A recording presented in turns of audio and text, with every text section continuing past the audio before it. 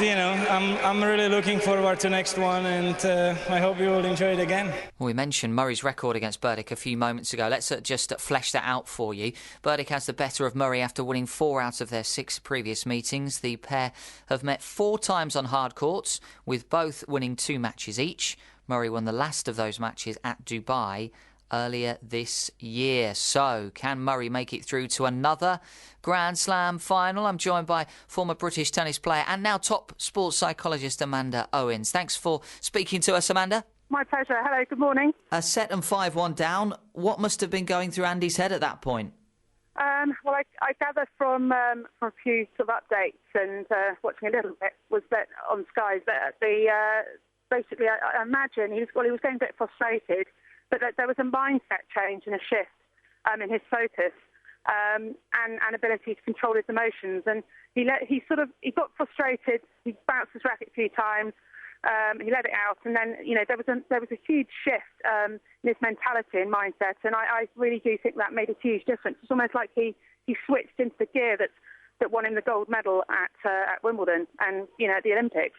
Yeah, I mean, there was one particular moment where he thrashed his racket to the floor in, I think it was the first set. Do those sort of things, does it help Andy doing that? Well, I mean, it's down to the individual, not really, and he's aware of that. However, at that point, obviously, the frustration got to him, and he needed to vent it, he needed to release it, and from that moment on, he seemed more switched on, more focused. The level of intensity increased, and his behaviour improved as well. I mean, and he just seemed to dominate a lot more, and it's that focus that you need in tennis and the belief, and he got it. So it was a turning moment. Although it's not great to let your emotions overrun, but for that particular moment, it helped. It did help Andy. That sort of mental resilience, has he always had that? Can you be born with it, or is it developed? I totally believe you can develop it, actually. You learn through learned experiences. So the more you have to really be forced to dig deep and learn to adapt and also face failure, really, and have a few knockbacks, it makes you stronger. So resilience is about how you interpret setbacks and interpret failure, whether you perceive it positively or negatively. And there's something in psychology called learned helplessness, which Murray does not have, but some athletes find it really difficult to overcome obstacles or setbacks, and they can't adapt. So unfortunately, they do fall into the sort of learned helplessness side of things, and they don't have the resilience. But I firmly believe that you can learn to be resilient, definitely. And when we spoke yesterday to set this interview up, we had a bit of a chat about Roger Federer expecting to play Andy in the semi-finals, but of course now Roger's been knocked out.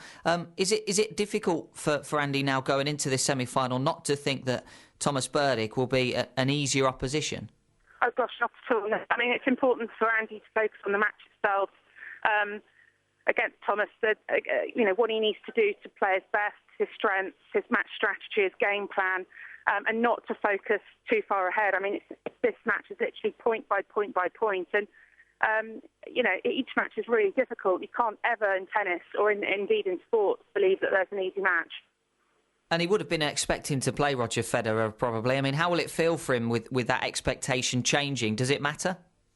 No, again, it's down to his perception. And I think it would have been a very exciting semi-final. I still think it's going to be exciting. I think, Andy's capable of winning. He's got a good record.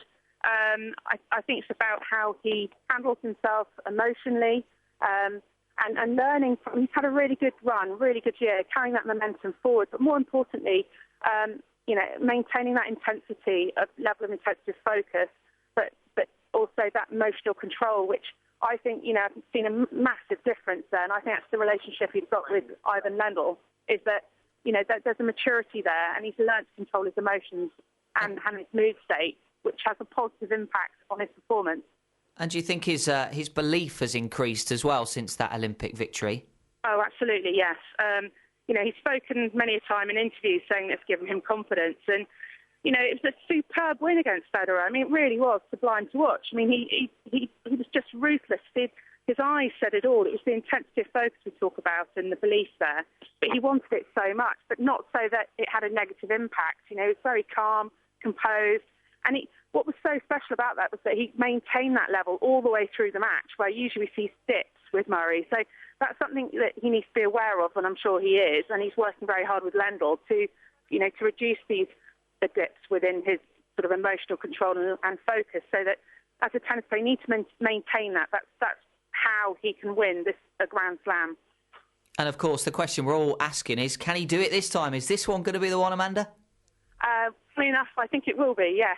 If he maintains the emotional control and focus, yes, I do believe. I think it's Andy's time, I really do. I think it's a very exciting year for him.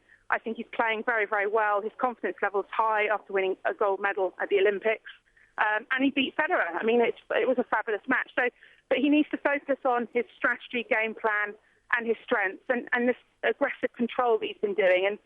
And I think he can do it. I really do. Amanda, pleasure to speak to you. Thank you very much. Thank you.